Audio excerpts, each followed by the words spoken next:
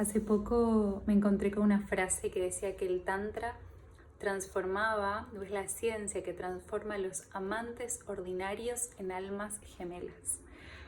Y me pareció interesante esta frase y decidí hacer este video sobre Tantra para parejas, porque el domingo voy a estar dando un encuentro iniciático en Rosario. Y tomé el libro que tengo de El banquete de Platón, porque recordaba haber leído ahí hace muchos años una explicación filosófica en cuanto a la unión de lo femenino y lo masculino. Y dije, uy, creo que para este video de Tantra para parejas voy a leer ese fragmento, y me encontré con otras ideas filosóficas de este libro y dije, me voy a meter a hablar sobre esto, así que abrochate el cinturón, vamos a filosofar un rato, hablar de Tantra, de parejas y de la unión de lo femenino y lo masculino. Y justamente hace un rato, una hora más o menos, hablaba con una de las sirenas de Venus, porque Dina cursó Sirenas de Venus el año pasado, y contaba esto, ¿no? Como en la Atlántida, en las ceremonias de luna llena, las sirenas, como sacerdotisas, y los tritones, o también conocidos como hombres delfín, hacían estas ceremonias extáticas de danza, estas ceremonias tántricas de unión de lo femenino y lo masculino en cada luna llena, de alguna forma sosteniendo este entramado de unidad de lo femenino y lo masculino.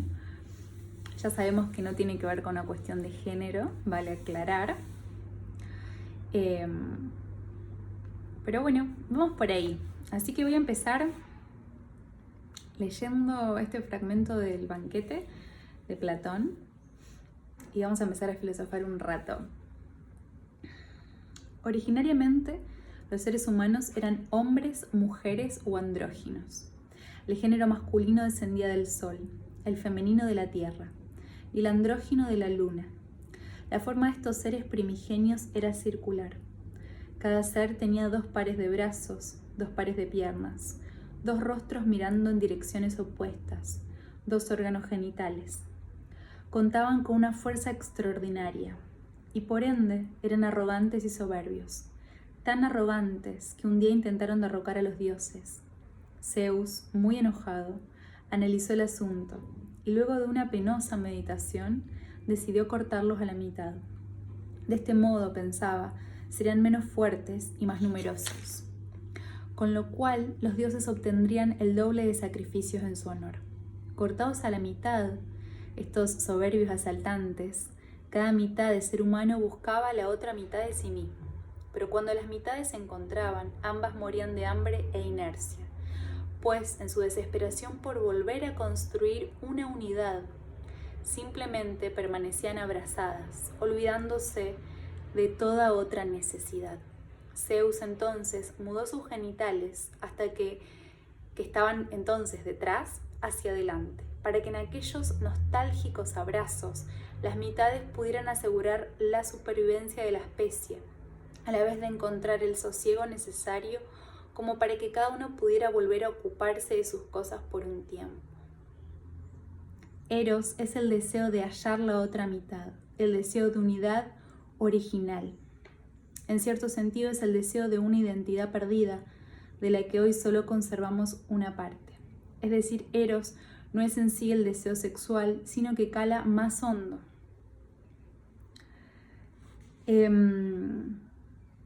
Y acá sigue filosofando. Pero hay algo de esta forma, ¿no?, de explicar este diálogo de la dualidad y de la unidad que me parece interesante, que justamente menciona primero este recuerdo del alma de la sensación de unidad. Hay algo ahí que después nosotros podemos haber romantizado ese anhelo del alma de encontrar la completitud y la unidad. Hoy ya habiendo caminado, tenemos otra información al respecto y ya hemos empezado a desromantizar los vínculos de pareja. Sin embargo, hay algo interesante acá, porque menciona ese anhelo intrínseco del alma que tiene un recuerdo de unidad. Es este anhelo del alma de encontrar la unidad con la divinidad. Que en primera instancia, el primer juego de alguna forma de unidad y separación que nosotros vivimos encarnados, ya hablando más de este mundo, es a través de nuestra mamá. Con nuestra mamá pudimos experimentar ser un mismo cuerpo y luego la separación de ser dos cuerpos. En ese vínculo materno, nosotros volvemos de alguna forma a experimentar la herida de separación. ¿De qué? De la fuente. Entonces el alma vuelve a tocar esa herida de sentirse separada de Dios, de Diosa, de lo divino. Ahora bien, en los vínculos de pareja, volvemos a danzar ese mismo anhelo de unidad y esa misma herida de separación. Por eso muchas veces, una de las primeras iniciaciones que yo brindo es la integración de la herida materna, de la herida de separación de la fuente que nosotras revivimos y nosotros revivimos en nuestro vínculo materno humano. Y también la sanación o el anclaje del linaje paterno. Cuando nosotros hacemos esos dos anclajes en nosotros mismos, mamá y papá ubicados, reconociendo esa herida, ¿no? de unidad, ese anhelo de unidad y esa herida de separación, nos ubicamos en nuestros vínculos de pareja desde otro lugar. ¿Por qué? Porque como mencionaba un poco acá el texto, el alma vuelve a buscar esa unidad. En la pareja la busca en ese otro. Busca en ese otro la sanación de su herida de separación de la fuente. Y acá voy a ir más lento. Busca en el otro la sanación de la herida de la separación de la fuente. Ahora bien, así como cuando hacemos esa integración de la herida materna, entendemos que esa herida de separación no es para con nuestra mamá, sino para con la fuente. En las parejas también es muy saludable poder reconocer individualmente ese anhelo del alma por la unidad y la fusión, ¿no? Ese anhelo fusionante, y reconocer que esa herida de separación responde al alma con la fuente. ¿Por qué es necesario integrar esto en las parejas y reconocerlo? Porque si no, esa danza de fusionante que, como dice acá en esta mitología, dice que bueno, cuando se volvían a unir estas dos partes, se olvidaban de sí mismas y de cualquier necesidad vital, como comer o como reconocer necesidades básicas. Y esto es re importante para entender cómo en las parejas también danza esto. Danza que esa herida de separación con la fuente, en donde proyectamos en el otro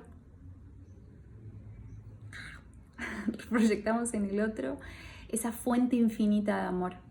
Y muchas veces, cuando a través del Tantra podemos como explorar la muerte en el vínculo, podemos entender que el otro está ahí para que experimentemos juntos, juntas, juntes, esta fusión con lo divino, con lo sagrado,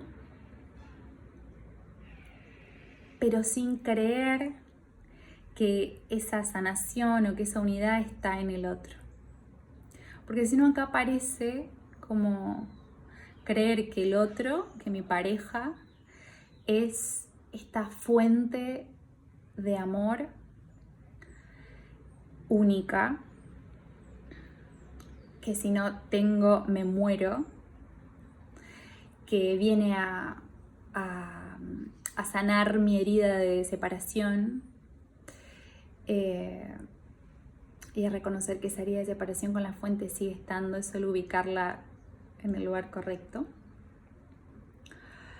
Y podemos entender que juntos podemos experimentar la unidad, podemos experimentar lo sagrado, podemos experimentar lo divino, podemos experimentar la unidad sin depositar en el otro esa fuente única de amor, que si no la tengo muero, ¿no? Que es un poco lo que le pasa al niño, al bebé, esta fuente de amor y de alimento que es la madre, si no está realmente se muere. Pero lo volvemos a replicar muchas veces con las parejas, cuando eso no está integrado y visto.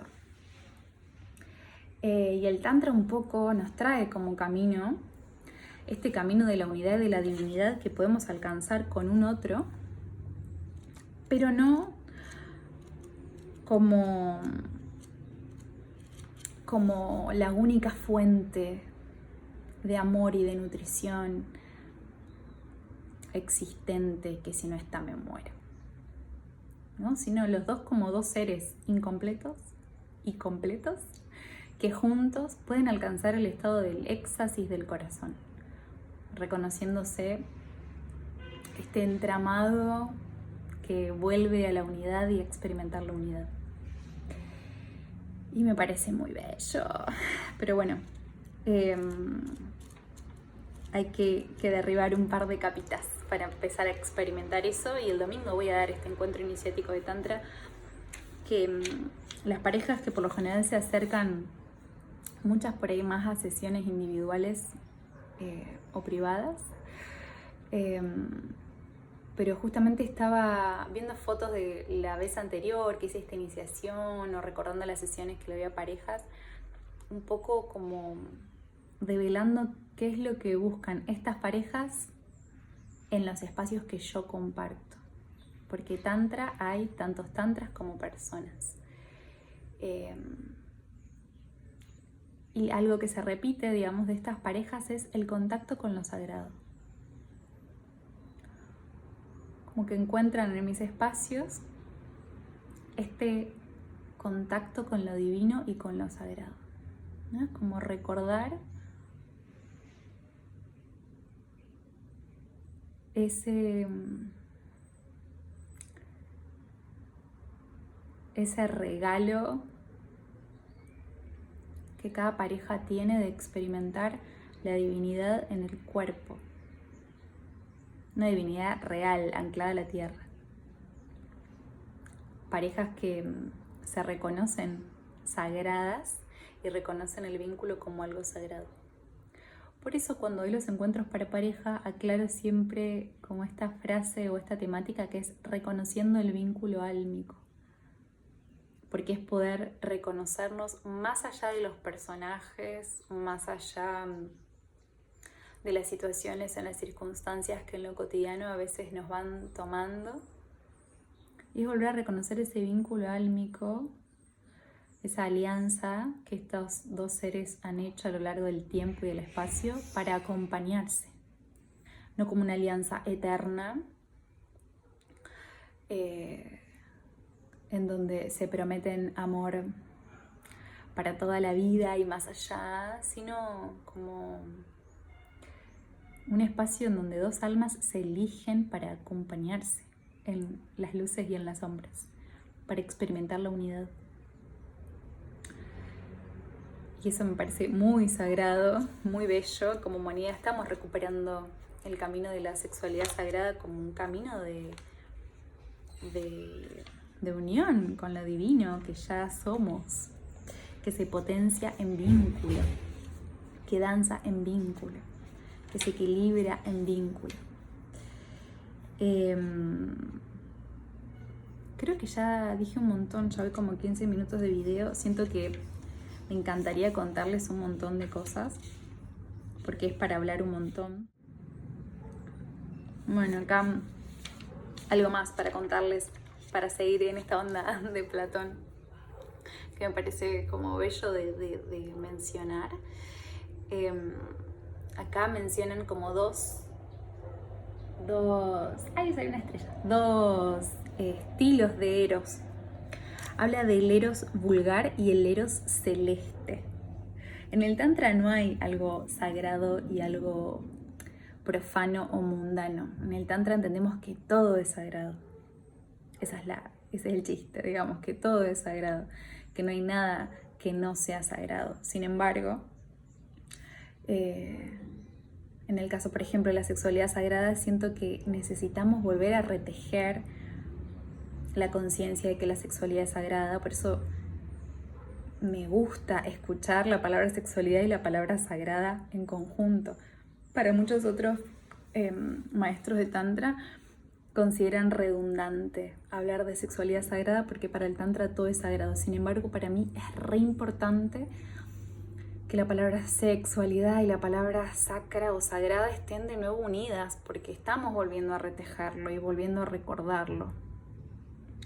Entonces para mí es hermoso que siga nombrándose así hasta que realmente caminemos entendiendo que todo es sagrado. Pero mientras no, y hay que recordarlo una y otra vez, me parece perfecto.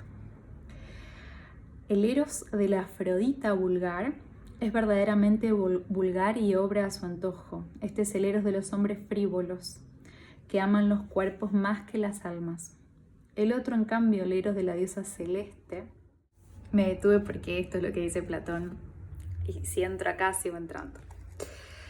El eros de la diosa celeste, en este eros no participa la hembra, solo el macho. Es el eros que se siente por los muchachos. Y yo acá puse, por eso quienes están inspirados en el eros celeste se vuelven hacia lo masculino, pues se encariñan con lo que por naturaleza es más fuerte e inteligente. Y yo puse alerta.